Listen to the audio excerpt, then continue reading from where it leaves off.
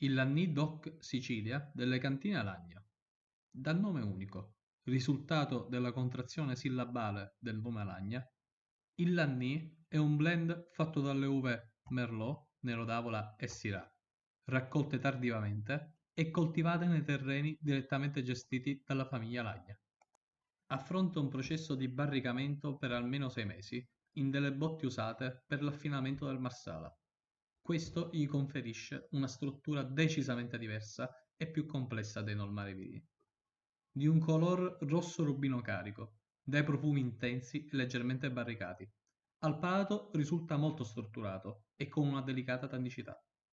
È perfetta a tavola sia con carni rosse e formaggi leggermente stagionati, che con pesci dalle carni sanguigne e grasse, come tonni, aringhe e sgombri. Si consiglia di berlo ad una temperatura che va dai 15 ai 18 gradi.